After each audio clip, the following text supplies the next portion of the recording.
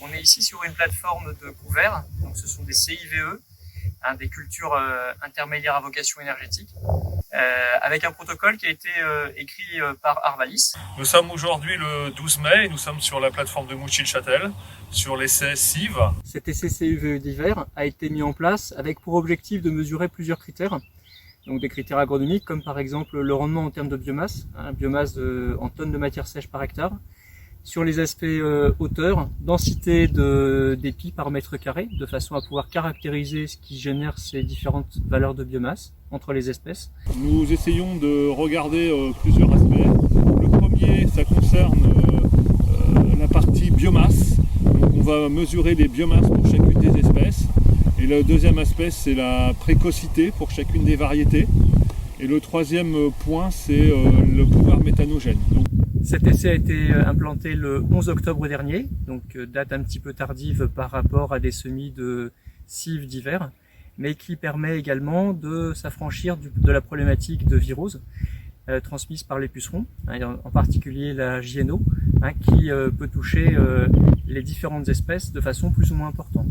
On connaît un classement des différentes espèces qui est plutôt défavorable par rapport à l'orge ou à l'avoine, qui sont des variétés, des espèces très sensibles, à l'exception pour l'orge des variétés tolérantes. Le blé se comporte de façon intermédiaire et les espèces les plus tolérantes par rapport à cette problématique sont le seigle et le triticale, qui pourraient pratiquement s'affranchir d'un traitement insecticide. Alors concernant l'itinéraire technique sur l'essai, donc semis le 11 octobre, derrière un précédent poids d'hiver, on voit que sur les orges d'hiver, on a une attaque de virose très importante puisqu'on n'a pas fait d'insecticide à l'automne. Sur les triticales ou sur les seigles, il n'y a aucune présence de virose aujourd'hui, donc on voit bien que les espèces se comportent différemment. Les essais vont être conduits à 2 dates de récolte, une à sortie des étamines et l'autre de façon un petit peu anticipée d'environ une quinzaine de jours, avec pour objectif de connaître la cinétique d'accumulation de biomasse et en maintenant bien évidemment une date de récolte qui soit un compromis permettant de ne pas aller trop tard et semer la culture suivante trop tardivement pour réduire son potentiel. Les essais vont être conduits en termes de pouvoir méthanogène sur les 2 dates de récolte, de sorte à pouvoir évaluer quelles sont les quantités de méthane produites à l'hectare et leur coût, sachant qu'ici aucune intervention phytosanitaire n'a été réalisée, ni désherbage, ni insecticide, ni protection contre les maladies, et seule une fertilisation azotée a été apportée en 2 apports à hauteur de 100 unités d'azote. Les espèces, on se met à leur niveau de densité optimum et on a fait quelques essais de modulation de densité avec des réductions de 30% de semences ou des augmentations de 30%. En niveau protection à l'automne, donc il n'y a aucun désherbage, aucun insecticide. Et sur le printemps, il y a eu 140 unités d'azote en 2 passages.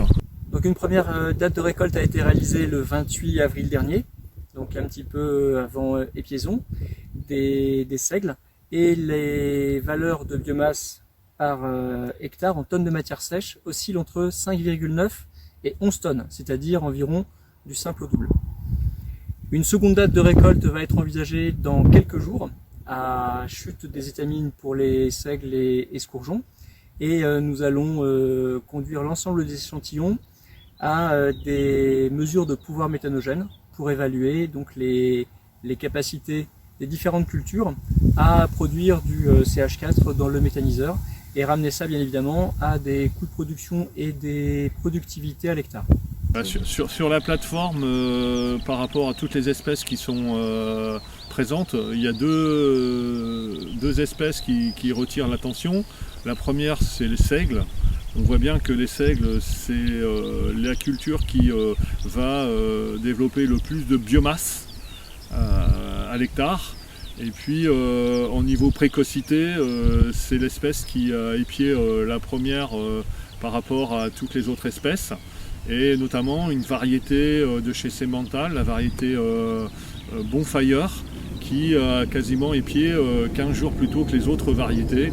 Donc là, on voit bien qu'il y a un niveau de précocité intéressant et en même temps une biomasse très importante. Et la deuxième espèce, c'est les triticales.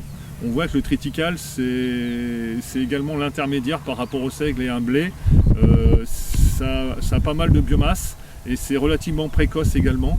Donc, et on voit que interespèces, selon les variétés, il y a des gradients de précocité. Et donc c'est ce qu'on est en train de mesurer et il y a une variété qui nous semble intéressante. C'est une variété encore sous numéro, elle n'est pas encore inscrite, mais a priori ça serait très prometteur. Comme on peut le constater, la tolérance à l'averse est bien moindre pour les variétés de type lignée en seigle, puisqu'on a des verses qui oscillent entre 10 et 80% non régulés, alors que pour les seigles hybrides qui sont derrière moi, eh bien, on n'a pas constaté jusqu'alors, à la deuxième date de récolte, c'est-à-dire chute des étamines, la date de récolte théorique pour un agriculteur, de verse dans les essais. La récolte agriculteur ici pour les seigles doit se faire au stade optimum de chute des étamines, comme on peut le voir ici. On voit que notamment des espèces comme le seigle, on a favorisé la verse du fait qu'il n'y a pas eu de régulation et qu'il y a peut-être eu un petit peu trop d'azote par rapport au contexte de l'année. Nous testons ici dans le cadre du protocole Arvalis différentes typologies de seigles, à commencer par des variétés lignées, les plus grandes, mais qui commencent malheureusement à verser.